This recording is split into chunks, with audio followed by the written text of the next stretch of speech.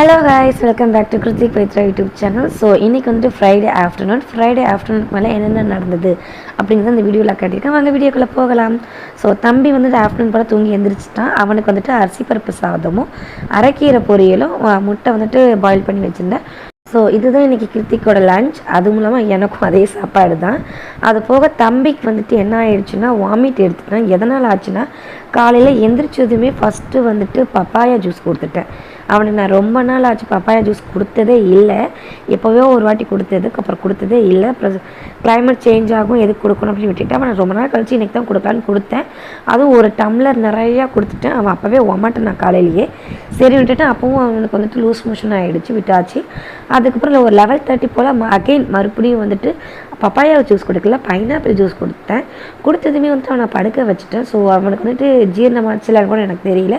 அப்புறம் சார் தூங்கி எழுந்ததுமே ஒரு 1/4 மணி நேரத்துலேயே வந்துட்டு சாப்பாடு கொடுக்க ஆரம்பிச்சிட்டேன். ஸோ இதெல்லாம் சேர்ந்து அவனுக்கு ஒமட்டிகிட்டே இருந்திருக்க மாட்டேங்குது. ஒமட்டோ என்ன பண்ணால் சரி கொமட்டுறாதாட்டுக்கு அப்படின்னு பார்த்தா அப்படியே வாமிட் வந்துட்டு என் பாவாடையிலேருந்து அப்படியே மேட்டு வரைக்கும் ஃபுல்லாக எத்தனை கட்டெல்லாம் வந்துட்டு இது இப்போ வாந்தி தான். ஸோ வந்துட்டு எல்லாத்தையும் க்ளீன் பண்ணிவிட்டு எடுத்துகிட்டு வருவோம். ரிட்டன் அவனுக்கு வந்துட்டு அம்மா ஆய் வருதும்மா அப்படின்ட்டு சரின்ட்டு அப்புறம் அவனுக்கு வந்துட்டு கிருத்திக் வந்துட்டு இந்த டப்பாவில் தான் வந்துட்டு பாத்ரூம் உட்கார வைக்கிறது. அப்படியா? ஆமாம், அப்படிதான். அவன் எதுக்கு அப்படியான்னு கேட்டுட்டு இருக்காங்க. நான் வந்துட்டு இன்றைக்கி தான் வீடியோ எடுக்க ஆரம்பித்தேன். அதுக்குள்ளே வாமிட் பண்ணியாச்சு, மோஷனும் எடுத்தாச்சு. ஸோ வாமிட் எடுத்த ஏரியா வந்துட்டு கொஞ்சம் இதாக ஸ்மெல் வரும், கொஞ்சம் பிசு பிசுன்னு இருக்குன்னா சாப்பாடு தானே அப்படின்ட்டு ஒரு பக்கெட்டில் வந்து கம்ஃபோர்ட் தண்ணி வச்சு தெளித்து நல்லா தொடச்சி விட்டுட்டேன்.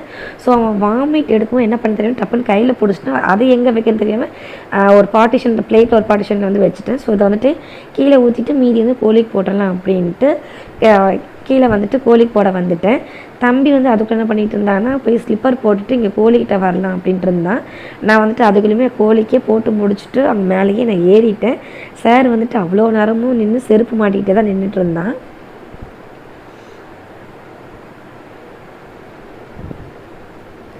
அதுக்கப்புறம் வந்து சரி கொஞ்ச நேரம் வெளியே நிற்கட்டும், வெளிக்காற்று வாங்கட்டும், கொஞ்சம் அவனுக்கு ரிலாக்ஸாக இருக்கும்னு பார்த்தா சார் வந்துட்டு பேக் சைடில் வந்துட்டு எங்கள் வீட்டிலே கொஞ்சம் சைடில் வந்துட்டு கரண்ட் ஒயர்லாம் வச்சுருக்குறாங்க. ஸோ அங்கே ஓட ஆரம்பிச்சிட்டான். சரின்னு உள்ளே கூட்டிகிட்டு வந்தால் எதுக்குள்ளே கூப்பிட்டு வந்து என்னை விளக்கமாக எடுத்து அடிக்க வந்துட்டான்.